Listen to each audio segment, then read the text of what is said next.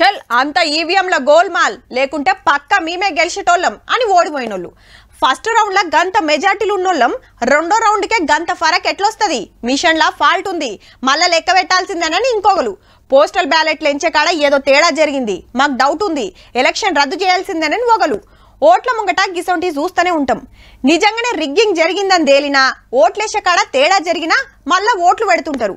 కానీ స్టూడెంట్స్ ముచ్చట మాత్రం ఎటూ తేల్తలేదబ్బా.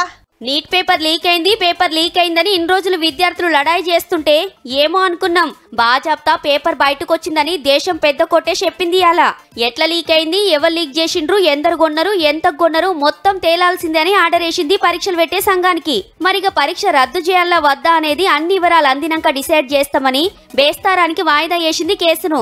ఎందుకంటే లీక్ అయిన పేపర్ ను కొందరే చూస్తే ఎగ్జామ్ మొత్తం క్యాన్సిల్ చేసుడు కరెక్ట్ కాదని కొందరి మాట. డాక్టర్ చదువు కోసం దేశమంతా పరీక్షలు పెడితే 67 మందికి ఫస్ట్ ర్యాంక్ వచ్చే వరకు పక్కా పేపర్ లీక్ అయిందని 38 పిటిషన్లు పడ్డాయి సుప్రీంకోర్టులా. అటు సిబిఐ ఎంక్వైరీ చేస్తే కూడా ఇద్దరిని అరెస్ట్ చేసిరి. వచ్చే బేస్తారం కోర్టులో ఏం తేలుస్తారో గాని డాక్టర్లు కావాల్సినోళ్ళు లీకేజీ టెన్షన్ తోటి పేషెంట్లయ్యే పరిస్థితి తీసుకురాకుండ్రి సార్లు.